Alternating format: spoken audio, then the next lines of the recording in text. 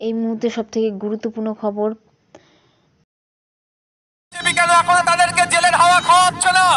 এই প্রশ্নটাও এখান থেকে আমি তুলে যাচ্ছি, কারণ আমি তো দেখছি ওপরে ওপরে সব বাবুদের মিল আর পাড়াতে বুতে মারামারি হানাহানিতে জড়িয়ে পড়ছে, ক্ষতিগ্রস্ত হয়ে পড়ছে সাধারণ মানুষেরা।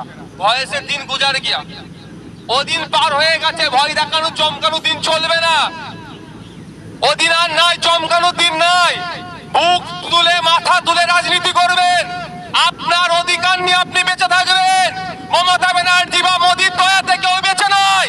আমরা খাচ্ছি বলে আমরা খাচ্ছি, আমরা খাচ্ছি বলে দেশের রাজ্যের অর্থনীতির চাকা ঘুরছে। তাহলে আপনি মাথা নিচু করে কেন থাকবেন? মাথা তুলে বাঁচবেন। মাথায় থাকে জানো কি হবে? কেস দেবে, কেস দেবে। আপনাদের দায়িত্ব নিয়ে বলছি, কেস দেবে। পুলিশ অ্যারেস্ট করে যদি করে, পুলিশ আপনাকে বারাসাত কোর্টে নিয়ে যাওয়ার আগে আপনার জন্য লয়ার বারাসাত কোর্টে আইএসএফ রেডি রাখবে জামিনের জন্য। ভয় পাওয়ার কি আছে? কিছু ভয় পাওয়ার জায়গা নাই।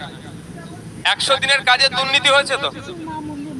আজকে পেপারে দেখেছি এতদিন পরে দিল্লির বিজেপি সরকার একটা হিউজ ফিরেছে যে ফেক জব কার্ড গুলো কারা বানিয়েছে তাদের নাকি খোঁজ করছে এতদিন পরে।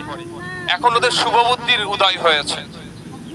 100 দিনের কাজে প্রায় 14.5 লক্ষ জব কার্ড বানিয়েছে। ফেক জব কার্ড মানে মিথ্যা ভুল তথ্য দিয়ে জব কার্ড বানিয়ে টাকাটা তুলে কারা খাচ্ছিল? তৃণমূলীরা খাচ্ছিল। আমি নাম ধরে বলছি, তৃণমূলীরা খাচ্ছিল। ওই অভিষেক বাবুর পিসির দলের যারা কর্মীরা আছে তারা খাচ্ছিল, মমতা ব্যানার্জির দলের কর্মীরা খাচ্ছিল। আমি নাম ধরে বলছি, যদি আমি ভুল বলি অভিষেক বাবুর পিসিকে বলবেন আমার বিরুদ্ধে মামলা করতে। সাহস আছে আমার বিরুদ্ধে মামলা করতে বলবেন। আর আমি দায়িত্ব নিয়ে বলছি, অভিষেক বাবুর পিসির দলের লোকেরাদের জন্য আজকে আমাদের রাজ্যের 100 দিনের কাজের টাকা নিয়ে ডিস্টার্ব হচ্ছে। এরা দুর্নীতি